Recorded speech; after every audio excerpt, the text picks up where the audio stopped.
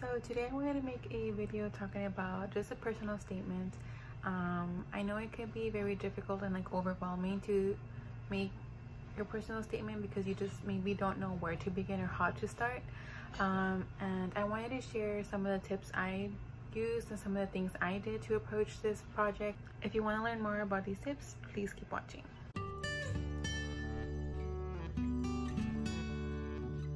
So first of all, you want to know your concepts. You want to know what it is that the point you're trying to make, what you're trying to convey to the reader. I know for me it was a little difficult to start because I knew a lot of the examples that I would read online, or even some of the students that from previous classes that would share their stories. They all mostly had something drastic or dramatic that happened in their life, which was like a turning point for them that maybe turned on the switch. They're like, okay, I know I want to be in the medical field. But for me, that wasn't the case. I know I didn't have a line or a story to tell in regards to a family member that was sick that inspired me to be in the field. It's something I just kind of knew since I was maybe in high school. I know it's something I talked to my parents about. So knowing what you want to convey and what point you're trying to make is a good start. Also keep in mind the project and how long you're gonna have to write it. CASPA, the application opens around late April, early May. So this is something I knew I started in the beginning of the year. So I started around mid-January. So they gave me a couple of months to prepare, to brainstorm, to look up some professors from my undergrad and even the physicians and PAs that I work with in the ER to ask them with time if they could be able to proofread my statement when the time came that I kind of had a rough draft to. So being conscious of the concept you want to approach or you want to convey, and also being mindful of the time frame you do have is very important. Another tip I wanted to share with you guys was that the Writing Center is your go-to. I know the undergraduate university where I went to, they provided a Writing Center.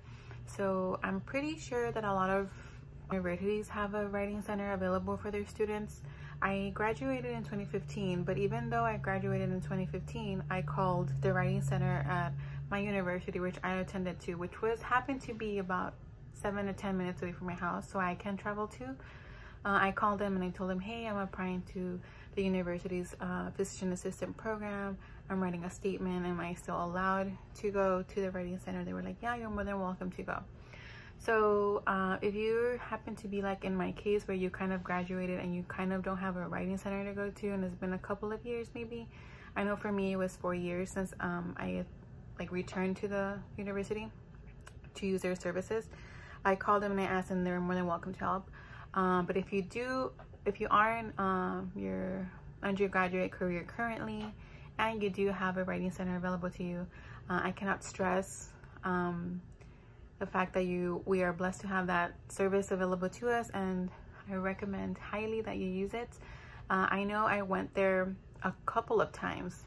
I went there about, I want to say in total for my personal statement, around 5 to 6 times.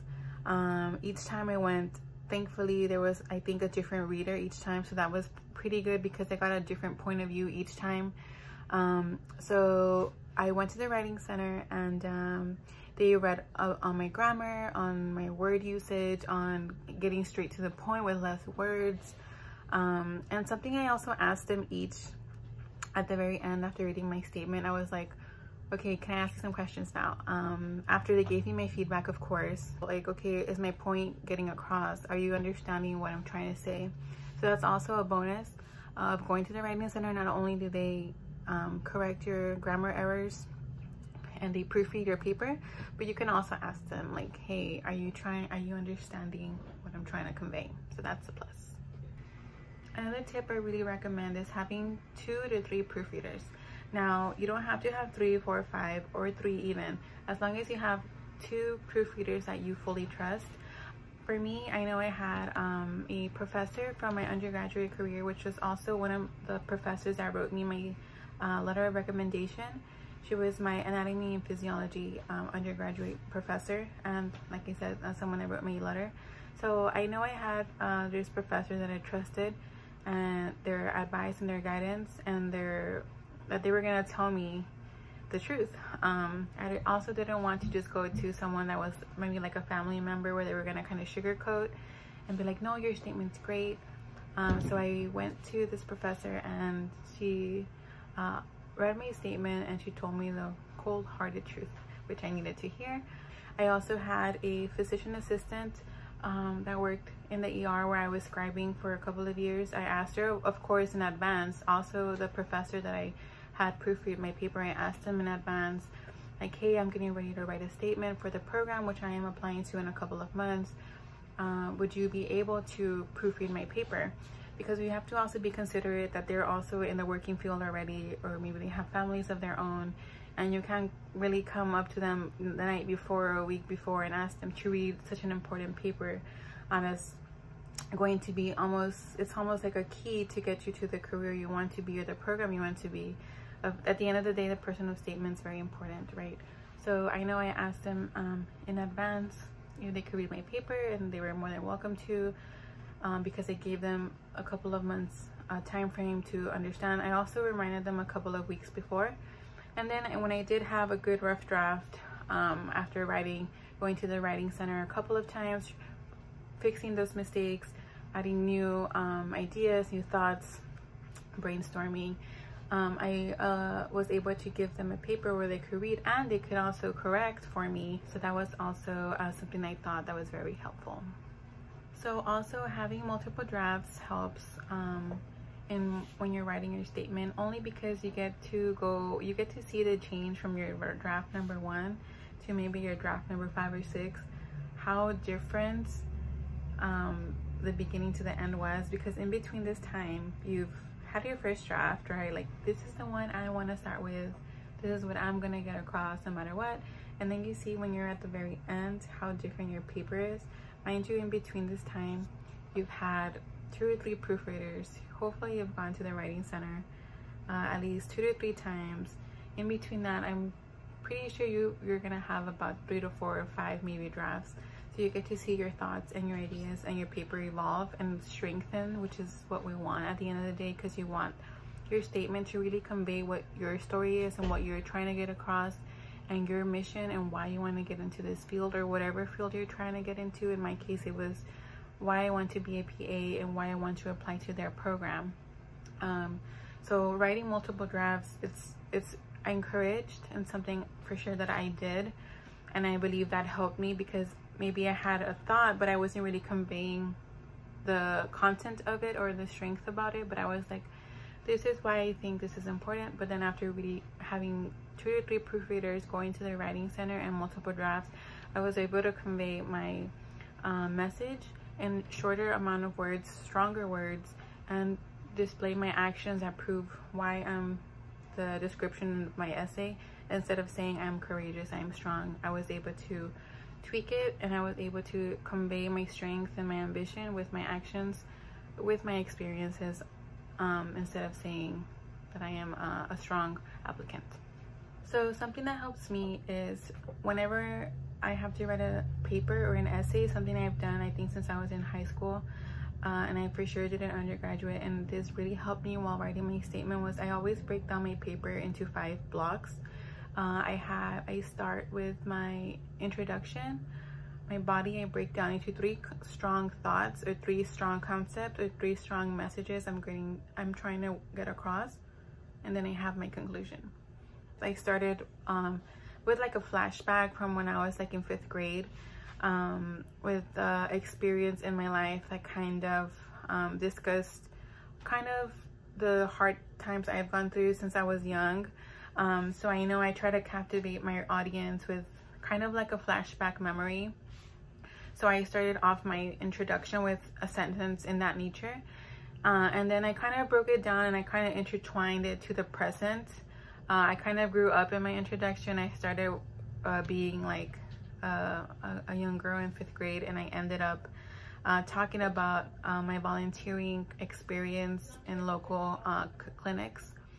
something else that I did was in that same concept of breaking down into 5 items is my body. I kind of picked 3 experiences that have happened throughout my life that I wanted to incorporate into my statement, and I knew would strengthen my statement as well. By picking 3 experiences, I knew I could only discuss those 3, and I kind of couldn't linger off, so it kind of grounds me to my thoughts and kind of prevents me from talking too much or rambling, because I know I have to stay in the concept or the context of that thoughts for that first body paragraph, the second body paragraph, and the third body paragraph. I try to pick words and grammar that would help me further maybe present and discuss those ideas without getting off track.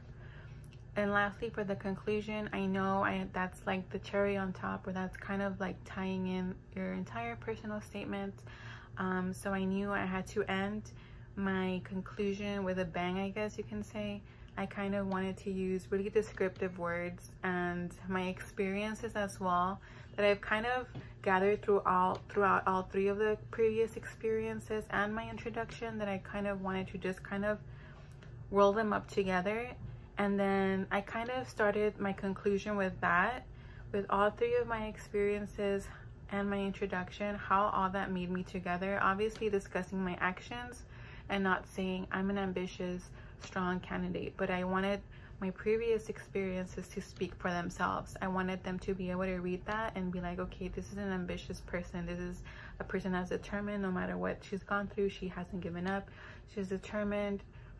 She seeks opportunities, and I wanted to convey that. And I think with what I selected from my experiences, which we all have different ones, you will be able to do so if you just break it down and just focus on that.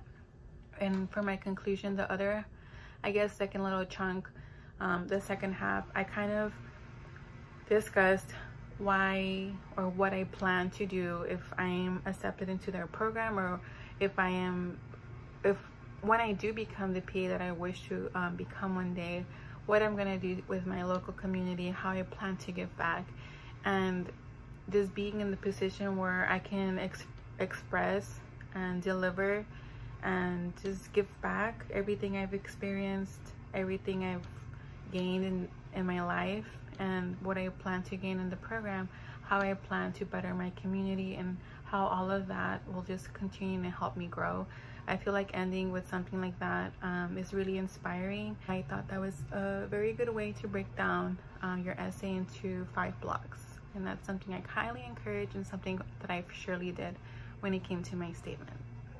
Going back to describing who you are as an applicant in your statement, and kind of, I want to say, try to express what you are by your actions and not your words.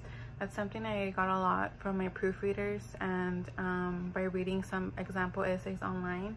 I kind of wanted to show my strengths and my courage, my ambition, my drive through my experiences, and not really to say I am a strong person, I am ambitious, I am truthful, I am honest. But I kind of always got my professor saying, why are you honest, or how are you strong, or how are you ambitious?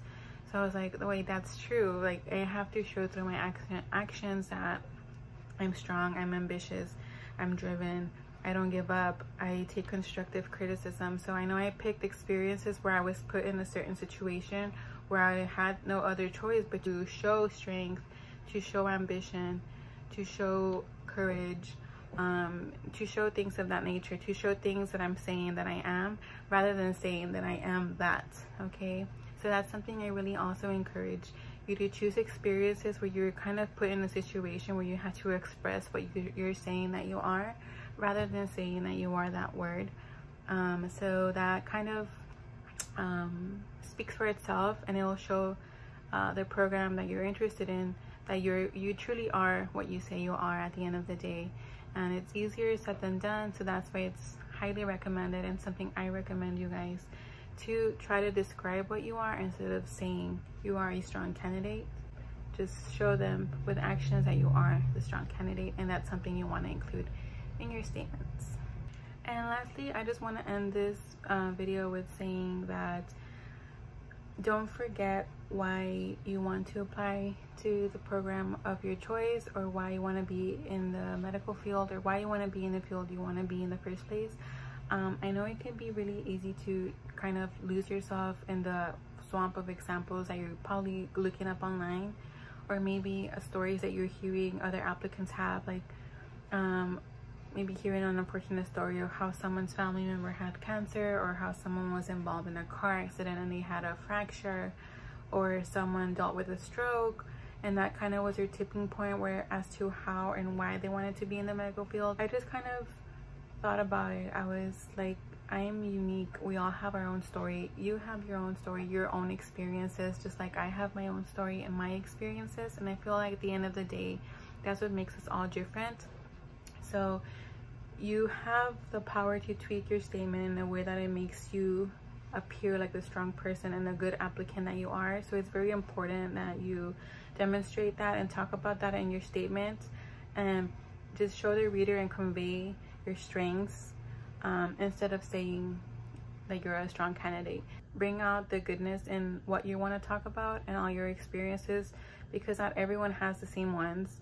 You have your own at the end of the day, and what you have on your statement someone else will not likely have on theirs. Everyone's life varies and we all have our own story.